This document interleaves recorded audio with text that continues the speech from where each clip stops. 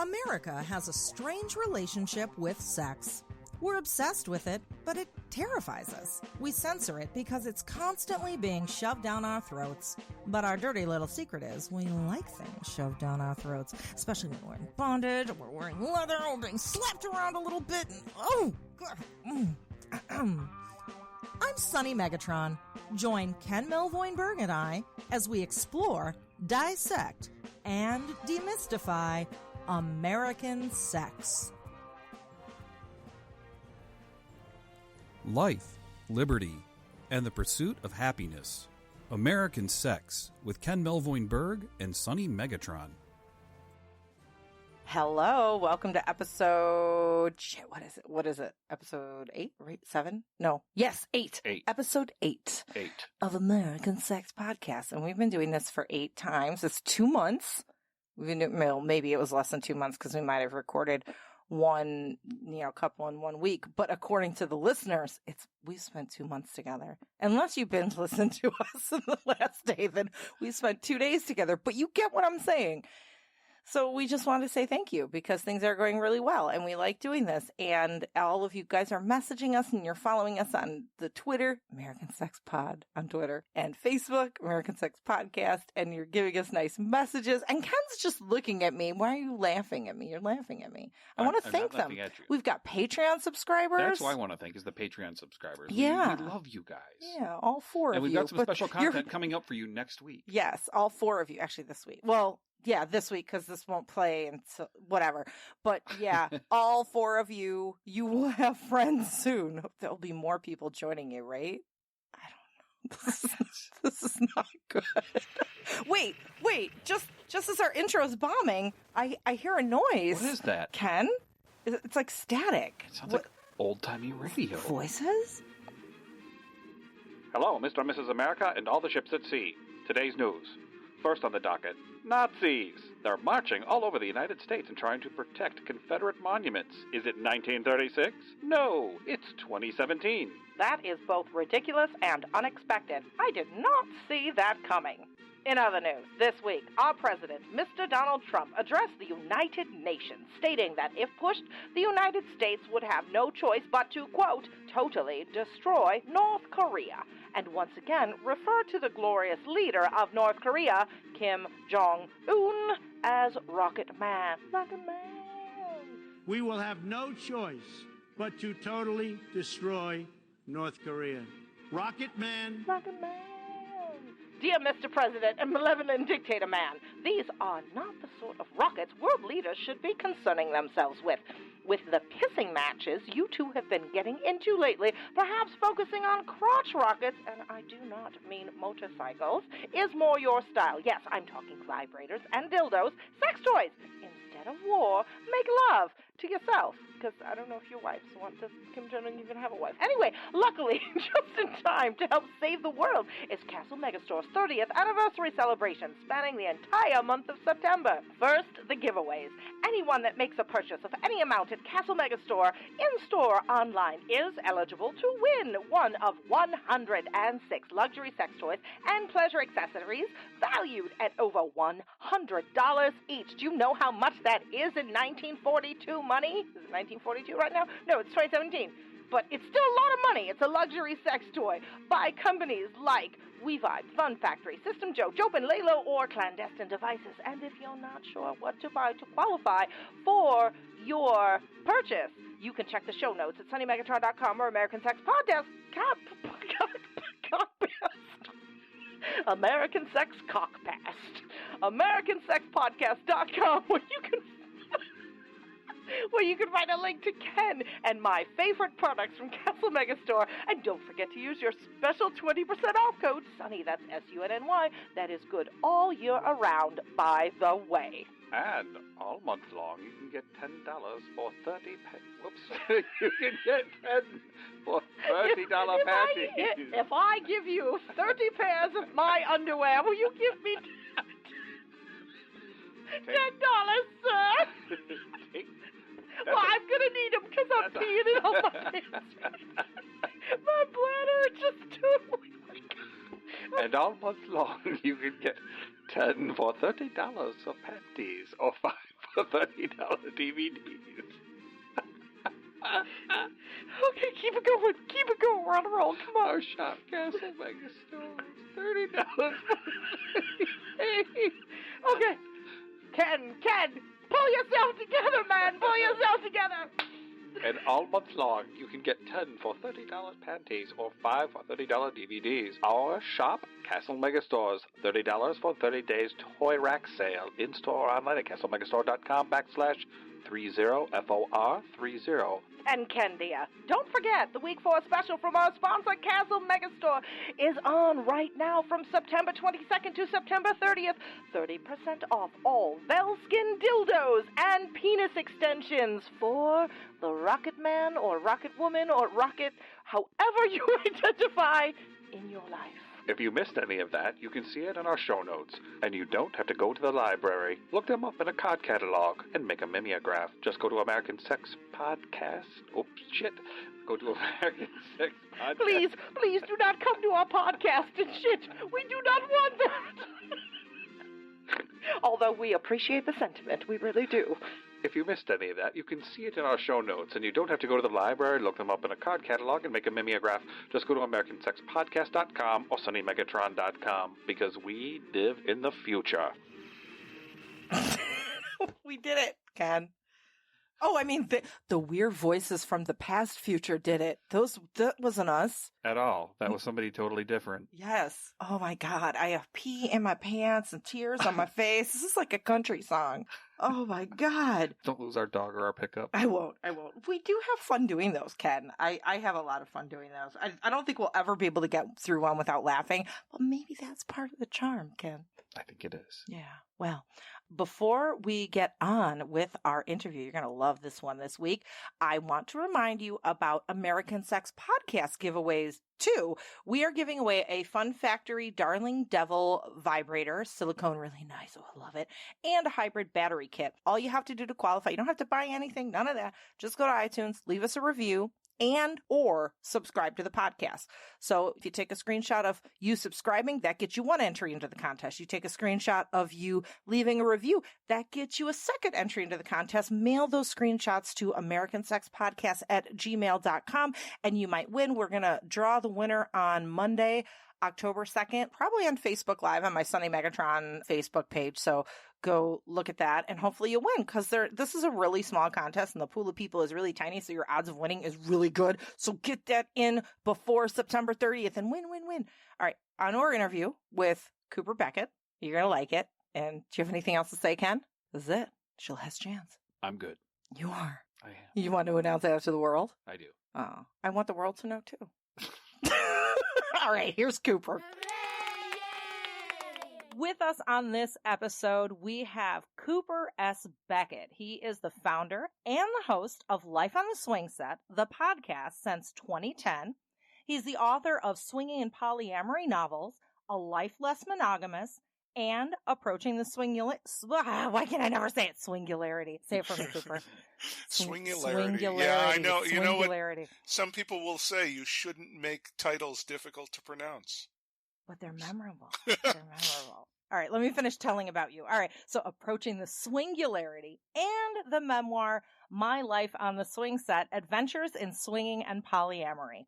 He teaches and speaks on swinging, polyamory, pegging, play parties, and coloring outside the boundaries of your sexuality. He's also a graphic and web designer, a photographer, and a voiceover artist.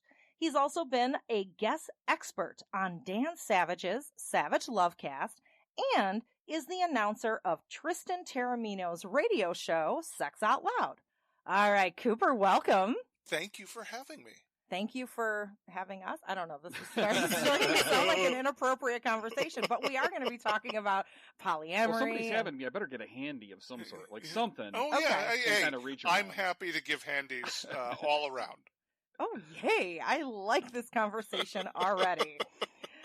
So, Cooper, you are an expert on all of the things that I've mentioned. And for our audience, as you know, we're a new podcast, and our audience comes from various different backgrounds and different education levels and different knowledge levels. So we're going to kind of get back to the basics when we start. And I want you to tell me, Cooper, and tell everybody, what exactly is swimming? Swimming? What is swimming, Cooper? I can speak to swimming. Yeah. No, what exactly is swinging? What is polyamory? How are they different, or how are they the same? Let's start with the basic, traditional cliche versions. Swinging is sex outside of a relationship.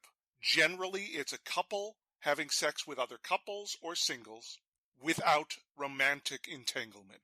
Polyamory, generally, is people who are experiencing multiple loving relationships at one time with everybody's full knowledge. So my interpretation of these is that it is a spectrum. And at one side you have people just looking for sex without romance or relationships of any kind. And on the other side you have people only interested in multiple relationships that obviously include sex, because relationships tend to. But really we're all somewhere in the middle.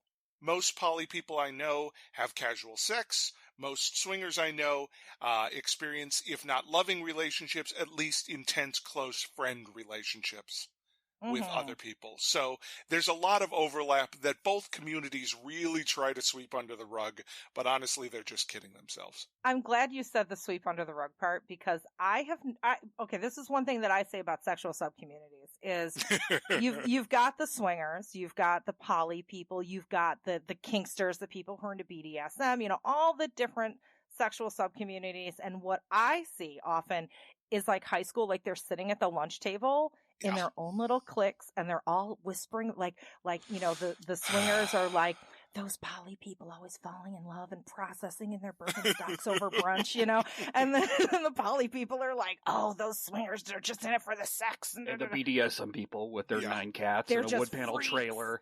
Right. And all the whips. So I know that, we shouldn't stereotype. However, have you observed these? We're not stereotyping. Yeah. I mean, no one oppresses quite like someone who's been oppressed. Mm-hmm. And I see that all over the place Chicago is a great microcosm of sex-positive communities, because we have so many in such a small space, and they don't like to talk to each other. Yeah. And it's really upsetting, because we could form like a voting bloc, essentially, if we would just communicate with each other. And our desires and our interests are so unbelievably similar, they're just skewed a little. And what I see is subsets of our community, they get a little bit of security. Like, oh, people are finally taking me seriously. And, oh, these swingers have to wander in and try to get a part of this being taken seriously. You saw it in the gay community, too, when gay marriage was legalized. Suddenly, it's like, okay, well, we're not like these people over here. Mm-hmm. And I think it's human nature. It's like the bully, the kid getting bullied and then turning around and smacking the other kid. It's who people are, but we all have to try to be better, I think. And I think part of that is just saying we're so similar. Absolutely. And I actually, that brings up a question for me, Cooper. You have actually done a particularly amazing job of a couple of different things. One, you've actually been very cohesive in kind of bringing this swinging community together. You have made it sex positive, which before your time, it was not sex positive. It was not. There was a huge difference in what we would see in all these different sexual subcommunities, but it was like a line in the sand with swingers, where at the time when I first came to Chicago, and this is back in the mid-90s, it was white Christian hetero Republicans from the suburbs only that did swinging. Everybody in the city was just kind of like maybe doing a hotel party takeover kind of thing, but not really any of the swing clubs. And the other thing is that you have brought bisexual men into the fold, which they never were before. Now, if you take a look at swingers from coast to coast, the swinging sexual subcommunities change dramatically when you take a look at, for example, swingers in Chicago versus swingers in, say, Key West. Oh, yeah. And that you'll notice that there is more bisexual people outside of the Midwest. and you're bringing that to fold. Now, can you speak to something about the bisexuality factor with men in particular? Sure. I mean, swinging is the weirdest community in general for bisexuality because it is so overwhelmingly bi on the female side, like way outside the norm. I would say. Would you say it's almost expected? Oh, I know it is often expected, and I feel bad for the people who aren't bi. The women who are actually hetero in the swing community are the unbelievable minority there. The strictly dickly. Yeah. And so if you just look at statistical analysis, a community that has an overwhelmingly large number of bi women should also have an overwhelmingly large number of bi men. And I think the reason I've been successful in raising bi visibility in the swing community is simply by telling those bi men that you can say you're bi man. That's it. You know, we're not creating, obviously we're not creating bi men, but we're creating a space that is safer. So like when I say at the beginning of a party that I'm bi, you'd be shocked how many more bi men show up to that party who were already there. You know, whereas if nobody is willing to be the first bi man at an event, you're going to see no bi men. So the reason I came out as bi on the podcast, and this was at a time when, yeah, you're right, swinging podcasts were couples and a straight man and a bi woman, and we don't talk about those guy things. And I sort of got bullied into it by Kidder Caper from the old Sex is Fun podcast, who knew I was bi and was like, you know, for National Coming Out Day, you should come out as bi on the podcast. And it's like, well, that sounds like a big commitment, and we've only been around for 6 months. Will that kill our podcast? Oh, were you terrified? Was I there a was. part of you that was like, I'm not only maybe going to ruin my podcast, but I might ruin my sex life. Maybe I won't get invited to parties? Is that...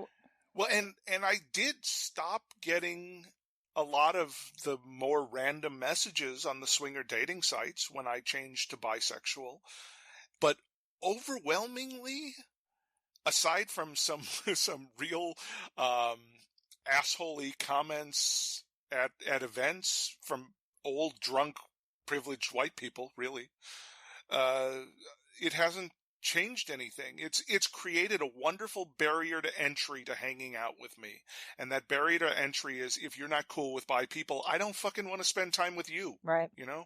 So I always wonder if I am seeing an uptick in the bi representation in the swing community simply because I have self-selected my community. And I think that's definitely possible. But at the same time, I do think there is a growing acceptance of bi-male activity for similar reasons as bi-female activity grew in prevalence, which was people are admitting they want to see it. You know, so when a sexy woman says, I want to see two guys kissing, I think two guys are far more likely to kiss. And there will be bar sexuals, like there were with women, you know, who would get drunk and kiss women at bars. But a lot of those women were also interested in women. So we're riding the wrong reasons to get to the right reasons. You know, I think you actually did a lot to give agency to people that were very, very not visible for a long time. Of all the sexual orientations, I think that bisexual males in the Midwest are severely lacking. And, you know, and it's interesting because we were also talking about the term unicorn. And I can't remember where this, like, there was an online discussion that happened about it, but somebody was saying, no, men can never be unicorns. I'm like, I beg to differ. I've been a male unicorn. Do not tell me I can't be a unicorn when somebody, a swinger, had sought me out to be their unicorn. So for our listeners, I've even got a horn. I've even got a horn. You've got one. It's not on my head, but... No, for our listeners, one of you, Cooper, could you explain exactly what a unicorn is? Unicorn. In general, the traditional unicorn definition is a single bi woman.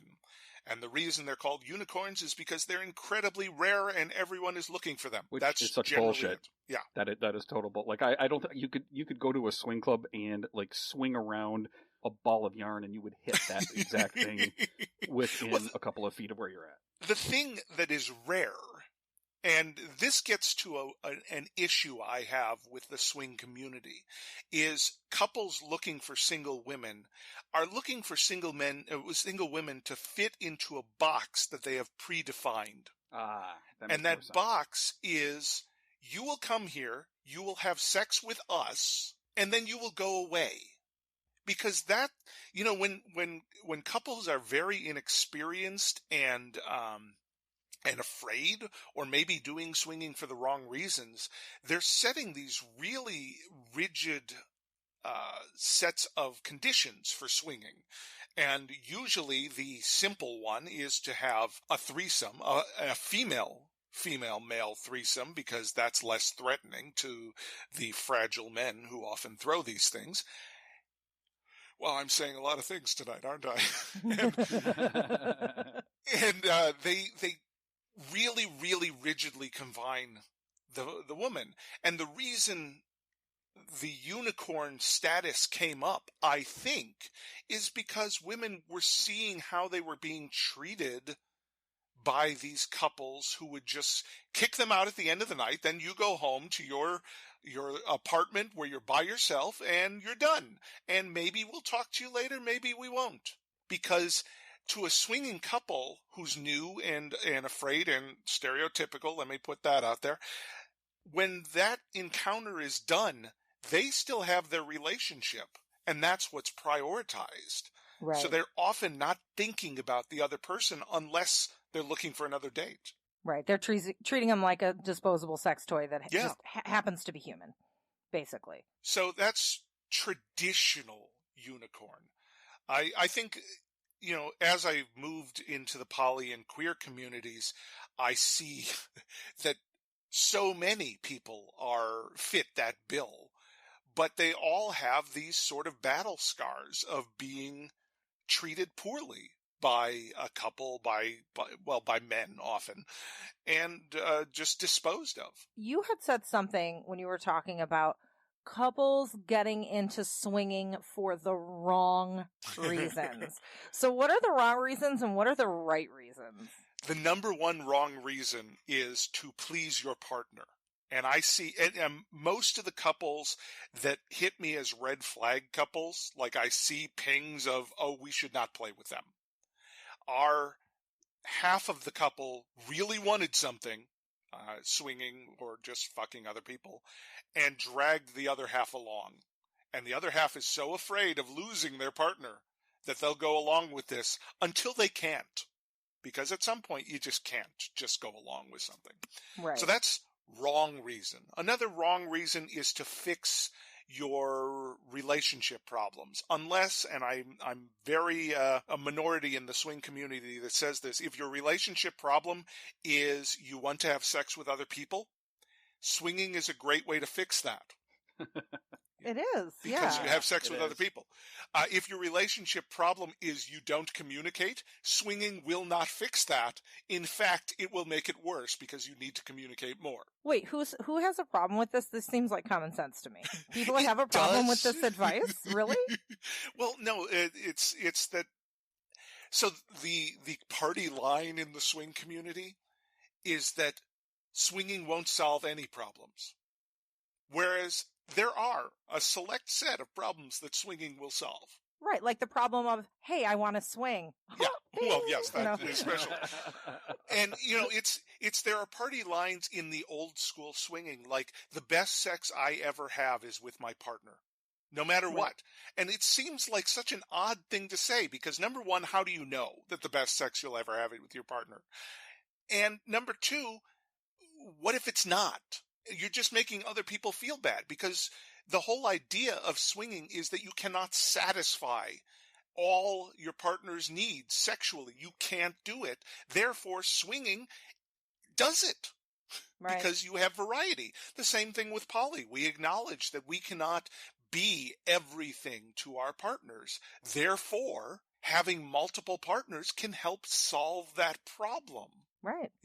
So I feel like a lot of the traditional swinging comments like that are just based around insecurity and also defensiveness, because they're defending themselves to the outside so often. No, the best sex I ever have is still with my partner. Absolutely. Yeah. Do you find that, I know a few episodes ago, we talked about toxic monogamy, and not that monogamy is bad, but some of the stereotypes and myths and ideals that we perpetuate. Yeah. Do you see those in the swing community? It's the biggest toxic monogamous thing is the idea that jealousy is how you know your partner loves you, because that's all over the place. Is that if you see people getting jealous, oh, well, you must really love me. Or if you're not getting jealous, well, I guess you don't care.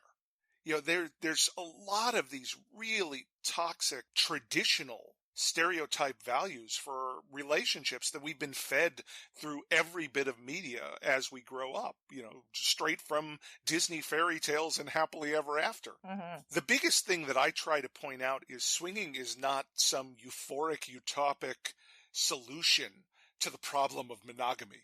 It's a way for people who may not be capable of monogamy, which I know I am a person who is not capable of monogamy, to explore those boundaries beyond their sexuality, their relationships, and hopefully do it in an ethical way with full consent and coordination with their relationships. A lot of people automatically assume, you know what, your life must just be amazing. All you're doing is you're going to these clubs and you're fucking everybody because you're bisexual. So, one of the first times I went to a sex club, I had been privately swinging and doing gangbangs and, running an S&M dungeon and, doing all these different kinky things. And then I went to the swing club and ended up playing Cards Against Humanity. What's the most boring, mundane thing you've ever done in a sex club? Well, we have played Cards Against Humanity. So I'm not a lone weirdo then. No, That's good not to at all. No, you know what? I think the best way to answer that, the first year I went to Desire, which is my yearly trip, my favorite, not moment, but time on that trip was this 4-hour discussion in the hot tub about geeky sex. So specifically, we started with everybody wants to fuck, Jack Harkness from Aquaman. No, Aquaman? Everyone wants to fuck Jack Harkness from Torchwood. Oh, yeah. Oh, God, yes. Male, female, straight, it doesn't matter. He's hot, and everybody knows it. And that makes him confusing for people. I mean, that's the whole reason I was going to dress up as Green Arrow when I went to Wizard World, but my crossbow didn't get here in time. I was trying to be Barrowman bait, but it didn't work because my costume was dirty. It's the only superhero I can pull off with this beard and mustache is I can do steampunk old fat Green Arrow. Well, there you go. I mean, judging from all his pictures on Reddit, he will touch you anywhere. I know that. And I actually wore a Lord of the Cockrings t-shirt the day that we were there. And one of the hobbits from Lord of the Rings was there, and he would just look confused. He was looking at it. Oh, yeah, he looked offended. Wow. but Sir Ian McKellen took a picture of me wearing that shirt. I feel like that's right up McKellen's alley, right there. Oh, he loved it. He loved it. He thought it was brilliant. So the mundanity is part of what I love about non-monogamy. The highs are really high, and you go to a sex party and you have sex with a lot of people, you get euphoric high, absolutely. But what's the best part of opening up was the relationships I developed. I was instantly so much closer with all the friends I made in the swing community because it takes the biggest source of conflict in the swing community in hold on general. For just a moment. We've got someone's being shot outside or something. Yeah, somebody's being shot outside our window. All right, it's the charm. We're recording this in Chicago in our bedroom. Yeah. And on that, we're going to take a break, and we'll be back in just a moment. I know you're fancy, and I know you've been eyeing some of those luxury sex toys, haven't you, you frisky little fox? Well, I also know that you enjoy a good discount, don't you, dear? You now can get 20% off your entire order plus free shipping at luxury sex toy retailer Lalo.com with discount code SUNNY. Yes, dear, you heard me right. 20% off anything your little heart, or, well, other parts, desire at Lelo.com using discount code SUNNY. Yes, dear, you can thank me later. Hi, this is Yannick from the Black Trans and Beautiful podcast. Black Trans and Beautiful discusses transgender and queer existence, sexuality, politics, entertainment, and more. No topic is too taboo for Black Trans and Beautiful. We interview musical guests and welcome you to inquire on how to be a part of the show. Check us out on iTunes, Google Play, and Podbean. You can also catch us on YouTube for the replay. Follow us on Twitter at BTransBPodcast. For business inquiries, email us at yannicktmusic@gmail.com. Castle Megastore. Once you see their sex toys, you'll want more. I have no idea if Castle Megastore actually has a theme song, but I really dig Castle Megastore. So that's my gift to you, Castle, your very own theme song. And you, listeners, get a gift too. If you go to castlemegastore.com and use discount code SUNNY, that's SUNNY, when you check out, you will receive 20% off your order. That's amazing. Castle Megastore. When you get your sex toys, you'll be on the floor because you'll be using them so much and they'll be so awesome and you'll save so much money. You'll get more than one and then you'll climax for a really long time and you'll just be passed out and you'll be like, oh my God, give me water. That was the best orgasm ever. And No, not yet. Nope. It's not gonna leave a big. Give me a finger. You gotta whisper. It's not. Are we doing ASMR? Yes, it's not going to leave a big enough space in my waveform for me to recognize that this is the commercial break. So you have to be very quiet. Okay. All right. Leave this in the edited version. Okay. This will be a special for our Patreon listeners. They get to see how we make the sausage. All right. Listen, we don't want to give Patreon subscribers just the shit we don't want to put in the regular show. That's true. But they love us so much. That's not a special reward. So much That's a turkey wrapped with gold. And we're back. At some point, the patrons will pay you not to give them the extended. Yes, Yes. I think that's more what it is. She's like, oh, look, this is awful. Let's give this to the Patreon subscribers. We No. did suggest recently that the patrons could, if they wanted to, subscribe to a feed where all of my political opinions would just be Basically, the idea was we had so many complaints in a row because, that thing happened in November that they could pay me to stop. Now, that leads to my next question, actually. And Yeah, that is that I have noticed a huge divergence from the swinging community when it comes to politics in particular. Every other sexual subcommunity, because they're on the fringes, tends to sort of be on the same page. Now, that's not 100% all the time. But it's very common for us to want to be outspoken because our sexuality, our gender, our roles as trans are being threatened by the current government. And I know that you're kind of on the same wavelength as us, but you're coming into more problems than we are because there's still that old guard of Republican, right-wing, conservative, white, hetero, cis, Christian normativity that is within the underbelly of swinging. Yes. And that's still like a major part of it that you don't see in other sexual subcommunities. Can you speak to that, please? I think the swing community, unlike a lot of those other subcommunities, basically you could just take a cross-section of America, and that is the swing community. So we have everything within our community. I would agree, yeah. And that's really unusual. And the other thing that sets the swingers aside from even the polyamorous is poly people tend to want to introduce their relationships to their family, so they have to have a certain level of out. Swingers don't. So because they can hide, they often do. And because they do, they don't need to change. Okay, so this sounds good. Whatever it is, I'm excited for it. Spill it. Here's the thing. I find it fundamentally evil to support people who would take away the rights of LGBT community members and then take your wife and have a threesome because you are an LGBT community member. That's the B. And that so the reason they can do that is because they can hide and because they have themselves never been oppressed the way a lot of the queer communities, and I refer to a lot of these communities as queer communities because they are predominantly queer. And so just like a lot of Republicans, when their son comes out as gay, suddenly they're pro-gay rights. When their kids are being shipped off to war, suddenly they're so unless it affects them, they don't care. And I find that profoundly shitty, and that's why I talk about it so much, because you should care, period.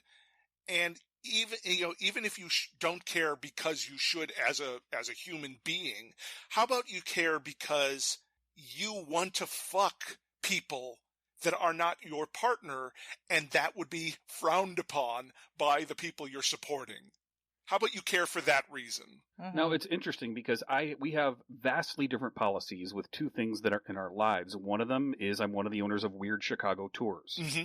Now, because it's an entertainment company, and we are providing people with tours where we talk about the history of ghosts, and serial killers, and sex tours and all this stuff, my number one rule is you have to have fun. My number two rule is we don't talk about politics during a tour. Mm-hmm. But that is completely opposite of what you see me at on Facebook, on Twitter, on our podcast, because our sexuality is tied into our politics. Yes. Our entertainment is not. And what you are doing is you're not an entertainer first and foremost. You're an educator. You're a producer. You are you wear all these different hats, but you're not there to entertain those motherfuckers. Right. You're there to broaden the horizons and call people in. I mean, that's what you are doing, and I think that's what makes it a little bit different. They're looking at it as though it's entertainment, but you nailed it on the head when you talked about them having to do everything, and they can do it in private because they don't have a public persona where you do. Yeah.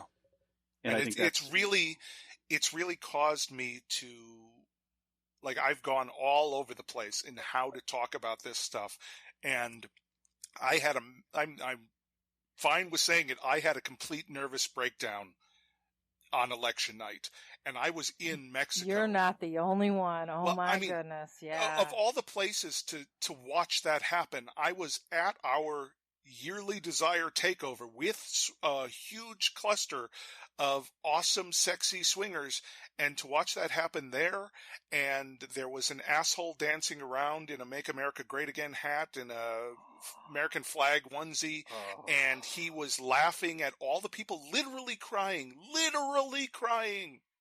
at the bar. It wasn't just me having a breakdown. It was 75% of this trip. And so I feel like I went overboard because I pointed to that guy and I called our travel agent over and I said, that guy's not coming back. You can let him know now. Wow. And I got all sorts of shit about free speech stuff there. And, I support free speech, but you are being an asshole to 75% of the people on my trip. And I'm sorry, I don't care if it was opposite. If you were an Obama guy being a drunk asshole to all these Mitt Romney people, because I was on that trip too, upset about the loss, you're the asshole. And I don't want assholes on my trip. And so I got to be the asshole and say, I don't want that. And I have no problem with Republican swingers. I have a problem with people who actively work against the ideals of the community, because I do think the community has ideals. Mm-hmm. And it's been incredibly difficult for me to rein it in at all anymore. And I used to be better at that. Right. But, I think it's hard because one thing that this election really showed us, especially people who are in sexual subcommunities, and like you said, maybe the people that are quite conservative on the outside that, have a little secret or not so secret that they do in the off hours, is this election has really highlighted that the personal is political and the political is personal. Yeah. You can't just say, hey, I don't want to, like you were saying, I don't want to talk about politics. Right. And then you're some, quote unquote straight guy giving another guy a bro job. It doesn't work that way. No, and that's the thing I keep getting over and over, is that I get enough of politics in real life, and I don't want to deal with it when I'm listening to a podcast. And I've started responding with, look, this is my life, number one. This is real life. You can't just separate. And if you can just separate, that means you're so privileged that you're not being affected. And the people I know and the people I love are being affected. And, I'm a middle-class white male, ostensibly hetero, cisgendered. I have privilege up the wazoo, and I'm not being directly affected by this, but so many people I love and care about and feel so strongly for are, and that should be, that's more than enough, for me to continually, and I told Dylan, because he started putting a warning siren in the podcast when I'd go off on rants, and I said, no, that's othering it. This is important. This is as important as anything else we're talking about. And absolutely. It's a free fucking podcast. And if they don't like it, they can walk away. Right. Right. And we did lose people. Our numbers went down. Our trip to Desire, we are the first trip to allow gay couples, and our numbers have slowed. My new book is one of the most inclusive things I've ever created. It's definitely selling less. I'm seeing a direct result of what happens when you are openly defending, I guess. Right. So now that you've seen a direct hit, is it worth it? Oh, it's absolutely worth it, because I can't not do it at all. I just can't not do it. It's just scary, and as that privileged white guy, I recognize that my scariness of stepping out in defense is nothing compared to the scariness of being, and my bisexuality is a form of the LGBT community that I can hide, unlike a lot of it. So like the swinging thing, I can hide being bi. And because of that, I came out right after the election. I came out as bi, basically as a, look, family member who voted for Trump, you're voting against me. That's it. You can't hide from that. Nope, not at all. And so I'm trying to, in my day-to-day life, in my vanilla life that is not directly connected to the podcast, I'm trying to be more open and live more out and queer, because I hate to say it's necessary, but I think it is. I don't know. Yeah. 3 different independent newspapers today came out with a report that Vladimir Putin might actually have the PP sex tape on Donald Trump. Really? What? So, none of this has been verified. This could just be Russian, spin doctors of some sort. But if Trump did a PP sex tape where he went to a Moscow room in a hotel where he had, I think, 3 or 4 different sex workers peeing on each other while he watched from the bed, because it was the same place where the Obamas had been when they visited Moscow. What are your thoughts? I do have thoughts on that. Yeah, actually. I want to know what you think about that, because well, here's the thing. It could be taken a couple of different ways, but it's really hard defending an asshole. Well, so I don't think it's kink. With this. I don't think it's kink at all. I don't think it's sexual kink. Okay, what do you think it is? I think it's just, really, his presidency has shown us that he wants nothing more than to completely unwrite Barack Obama. And so the fact that it was a bed that that Barack and Michelle had shared in Moscow, that's what it's about. All he wanted was to have people pee on Barack Obama's bed because he could find it hilarious. I don't give a fuck if he has people peeing on him all the time. I would love... honestly, at this point, anything that takes him down, I'm on board with. But really, it's not about sex. So a lot of people immediately made it, oh, he likes golden showers. It's well, first of all, he doesn't, because did you read that? Don't kink shame him. Right. Yeah, don't kink shame. Yeah, and I'm Trump. completely on board with where you're at. Yeah, I am we are eye to eye. When I heard, I'm the first to say if, because there was one picture that came out where it looked like he was in some sort of a dungeon setup wearing a diaper or something. And it's know what? That might be his real kink. Exactly. And if that's your real kink, there are so many things I can hate you for. I'm not going to dish you for wearing a diaper because, some of my best friends wear diapers while I beat them too. But, and I might have worn a diaper once myself. Maybe that happened. Maybe we peed on each other. Just saying. No, we peed on each other. Yeah. But like you said, I don't think he did this for sexual or kink purposes at all. He just did this to be a dick. Yeah. And for that. And even if he did do it for sexual purposes, it's just like the assholes in Congress who will fuck around at night and then the next morning vote against gay marriage. So it's you can we can be pro your kink and still anti what you're doing. And if what you're doing is projecting a positive Christian lifestyle and aren't following it, I don't mind pointing out to your followers that you are not the person that they think you are. Even if it is shaming, I don't give a fuck. You're not practicing what you preach. So that's hypocrisy. That's the word. Mm-hmm. Ah.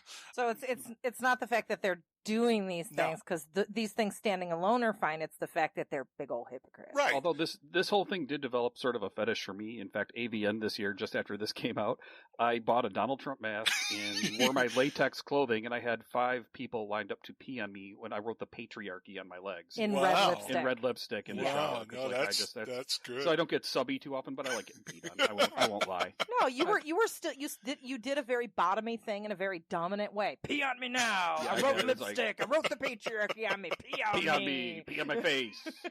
It's bigly huge. It's huge. Yeah. That was very cathartic, and it was right around. It was. I want to say it was the night of the inauguration too. Yeah. I feel like we need these things. We do. We are through the looking glass. We are in the worst possible timeline. We need cathartic release. So either that or a good Star Trek episode to explain why we got the fucked up space-time continuum. Because right now, I want to be in the world where Bernie Sanders is president and Prince and David Bowie are still alive. That's the universe I want to be in. Well, the best explanation I heard was David Bowie died and the universe he was holding together fell apart. Yes, yeah, and that's true. Pretty much what happened. But speaking of cathartic release. Yes.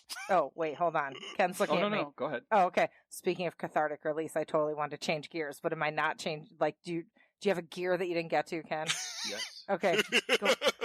Let's back up. Let's get to your gear. Let's back Okay. up. I want to enjoy Ken's gear. Okay. Beep, beep. I want to watch you enjoying each other's gear. Oh, we can make that happen. Okay. So what I want to do here is I want to talk to you about swinging for single guys 101. Okay. Can you explain to us if you were a single guy? Yes. And you weren't Cooper, you weren't all famous and everybody knows who you are and you're the king of a sexual subcommunity. All right, pretend you're just average regular Joe. Yes. Regular Joe going into it, and how do you go about this? Like, what's the etiquette? Where can you learn it? And how do you do it properly? Well, I always start by apologizing to single men who want to get into the swinging lifestyle because it was broken before they got here. Single men have, as in much of the world, have damaged stuff pretty irreparably before new single man gets to the swinging lifestyle. So because of that, there is a glut of men who think that leading with their dick, just their dick, is the way to get dates in swinging, and you're going to have a hard time standing out because there's so many. It's like when my female friends open their OkCupid inbox, and I just see things popping up while I'm looking at it, just popping up. And so you have to stand out. The way you stand out is by being awesome. And you don't have to be awesome in a spectacular, flamboyant, peacocky way. You have to be awesome in I'll take care of I'll bring stuff. I'll clean up. I'll get you water when we're done. I'll ask you what you want. I'll have conversations. That's being awesome. I'm getting wet. Yeah? You like that? Hit the nail on the head. Yeah, keep going. Remind me to tell you about the towel treatment when I'm done with this. And that the thing is, you need to stand out in a community where standing out actually is the negative, because the guys who stand out are often the assholes.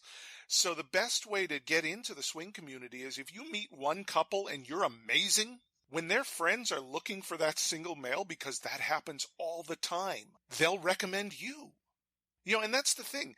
It's not that nobody wants single men. It's nobody wants the single men they've seen in the lifestyle. And it's really hard to convince people that you're not that, because almost every guy you go out for those drinks before the threesome is going to be cool. But when he's a dick at the threesome, or when he does the things that single men, that privileged men do, then it's just, well, I guess we shouldn't look for single men anymore. Unfortunately, you're also going to have to pay more at sex clubs because sex club owners recognize that's the market. Guys will pay more because there's so many of them. It's a tough, tough community to break into. And you're almost better off hanging out in non-specifically swinger communities, in queer spaces. If you're in a big city, it's easier. And if you're bi, you're going to have a lot more luck, because there are a lot of closeted bi men in swinging looking for someone to experiment with and afraid to try a couple or afraid to try it at a party. Right. So, yeah, I'm not saying be bi if you're not, but I'm saying if you are, excellent. Well, yeah, you double your chances. Yeah. I mean, that's just mathematics. Right. Yeah. So we talked a lot about swinging and breaking into the swinging community, Yes. but let's say you're a single guy. Are there poly things that you can break into? Are there poly events? Might that be easier? Oh, yeah. Well, I mean, poly, it's like dating. You go on OkCupid and you be an awesome person on OkCupid. Send actual emails to people. Don't just say hey, because that's idiotic. Show that you read profiles. I think it's easier to be a single guy in poly because a lot of people are less looking for couples. In swinging, by and large, predominantly it's couples looking for couples. That is at least, I totally without data, 50% of the market share right there is couples looking for other couples. And so it's hard because a couple can easily become a single guy and a single woman. When he's busy tonight, we get a threesome with her, and then we'll exchange. So single guys don't really have a lot to offer that isn't already baked into the community. This is tough love here. Yeah. It's possible for a single guy to do really well in the swing community. It's just really hard. You have to be a superstar. You have to be an amazing, above and beyond, perfectly personality and all the other stuff. And that's specifically not about just giant dick or really, really good looking. That's just about being genuine and kind and considerate and listening more than waiting to talk. It's all the be a better person stuff. You can apply that to be a better single male in swinging. So I have a question about swinging locations, and I don't mean dicks. So what I want to talk about here is, like, we have a couple of favorite places that we've been to in different places around North America. The number one, my favorite sex club in the entire world is Oasis Aqua Lounge. Not in Toronto, America, Canada. sorry. Well, I said North America. Yeah, I know, but I'm saying That's what's in America? Toronto? Not U.S. But... No, yeah, it's in Toronto. Yeah. And I also really enjoy the Loft in Atlanta, Georgia. Like, we went there and we had an amazing time at the Loft. What are some other clubs that you can give the names of that you really enjoyed? Honestly, I can't. I'm not. Really? Yeah, I'm very shy, and clubs freak me out. Like, the only reason I can do this desire trip is because I'm leading it. And so you have some level of control? Is that no, it's not that. It's that I know people may want to talk to me simply because they're there because they know me. So I don't have to stand around wondering, will anyone want to talk to me tonight? Which is really my default when I go to any party. So you're an introverted extrovert. Totally. Yeah. Yeah. I mean, I'm very different on the podcast in terms of what it appears I am. No one believes me when I say I'm incredibly shy, but I am. But I've seen clubs, I've been to clubs. Our friends Michael and Holly from the Swing podcast, the Playboy podcast, just opened one in Las Vegas that I would love to get to. It's really just it's not that I've been to a lot of bad clubs. It's just that I don't go to clubs. I would love for people to take me to clubs. That's actually very interesting, because I would have never expected that answer from you. I would have assumed that you were like, the Fordor's travel of sex clubs around North America. I wish, because a lot of people ask me about that, and I have to say I just don't know. Well, let me ask you then. You know a lot of people who do know that kind of info, so who would you recommend that they go to in order to find a good recommendation for a sex club in the city that they're at? Well, the best thing that I've heard is SLS, while an atrociously designed website. I'm a website snob. And that stands for what? Swing Lifestyle. Thank you. So it's SLS. I think it is swinglifestyle.com. Okay. No, yeah. Swinglifestyle.com has the best event club and party listings of any swinger site in the country, as far as I have been told. So when you're going to a city, the best way to do it is get a month of swing lifestyle and look at what's going on in that city when you're going to be there. So why do every online swing organization have a website that was designed by GeoCities? I know.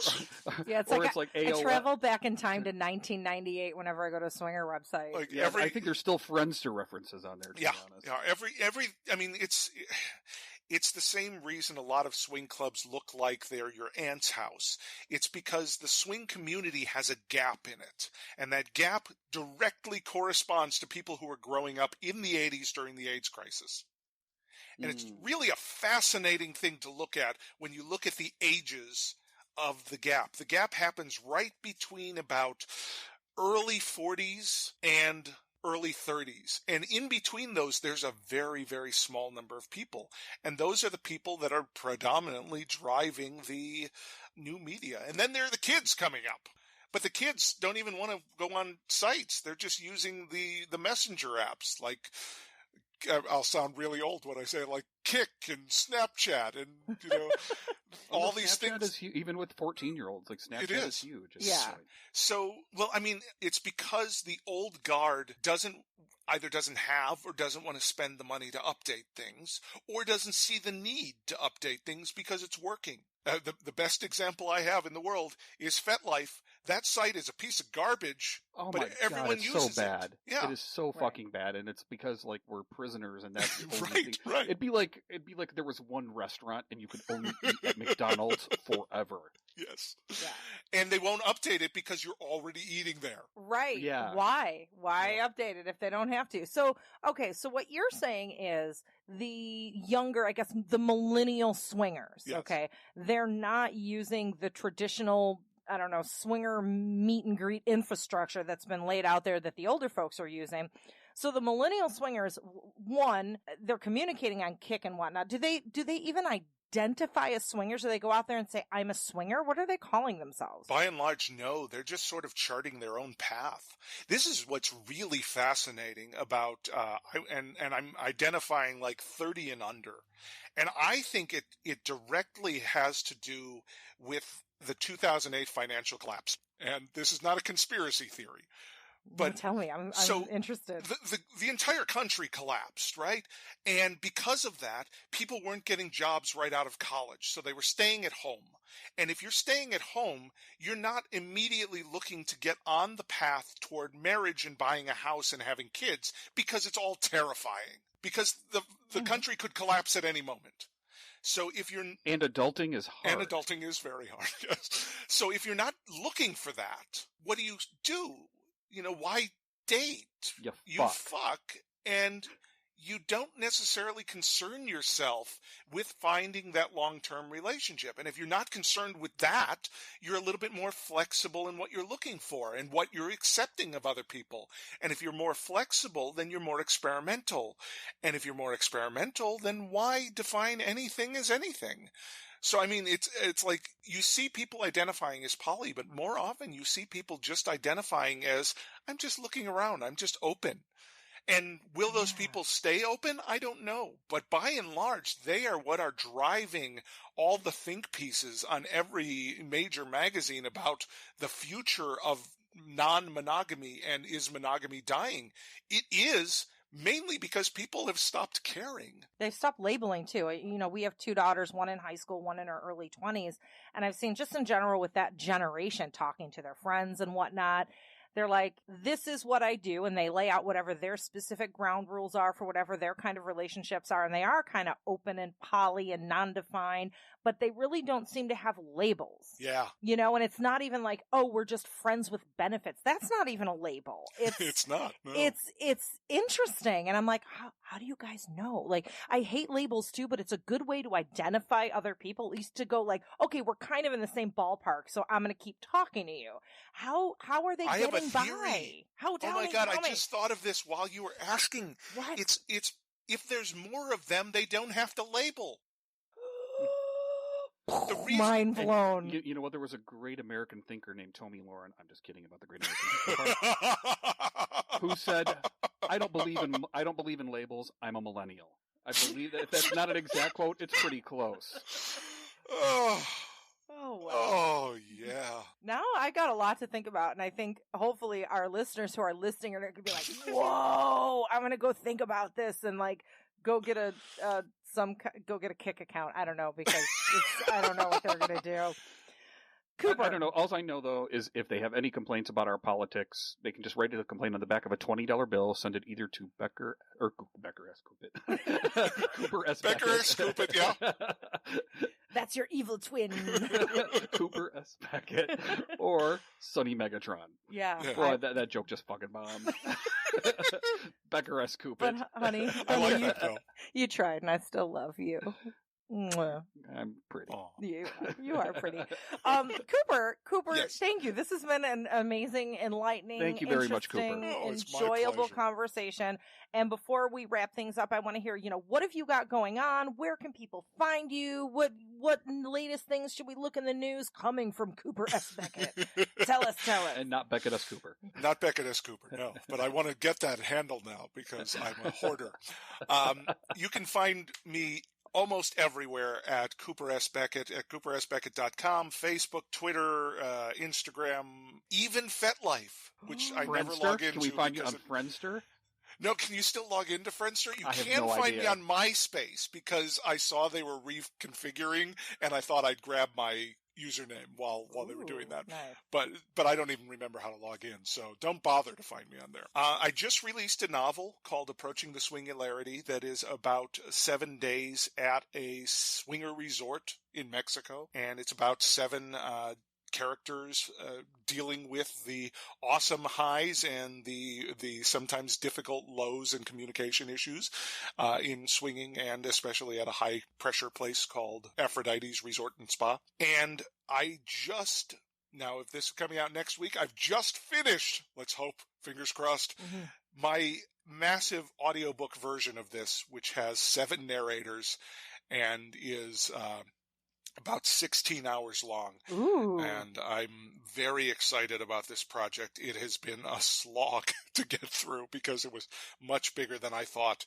But you can get that and my other books at my website, coopersbeckett.com. I'm an independent publisher, so I really, really appreciate it when you buy from me, but I would never begrudge you buying from Amazon, Audible, any of those things. I'm also on all of those.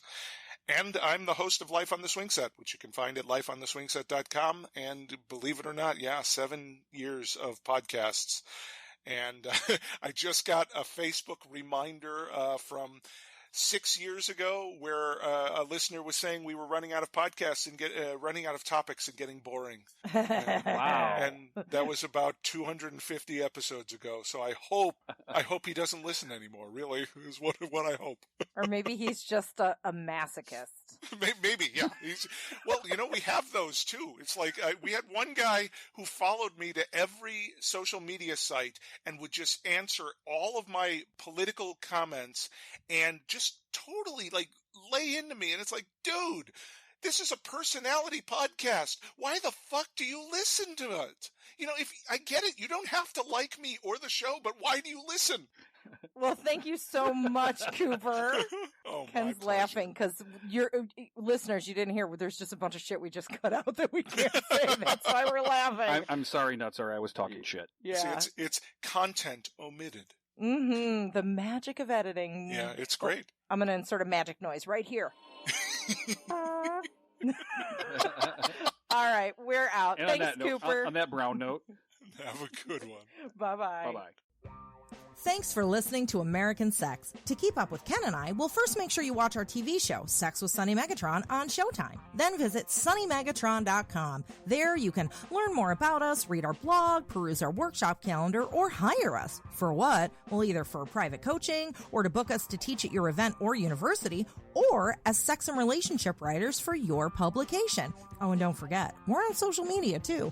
I'm the super social one, so you can find me as Sunny Megatron on Twitter, Facebook, Instagram, my YouTube channel, and a bunch of other places. But if you want to get me on Snapchat, you gotta look for Sunny_Megatron, and you can follow Ken on Twitter at @SyChicken. That's PSYCHICKEN. Also, please support us by shopping with the affiliates and sponsors from our breaks. And if you contribute to our Patreon, we're going to love you forever. Well, we're going to love you forever anyway, but just go with it. Lastly, if you like this broadcast, tell people about it. Tweet it, Facebook status it, and rate it on iTunes and other platforms. Thanks, friends. We'll see you next week on American Sex.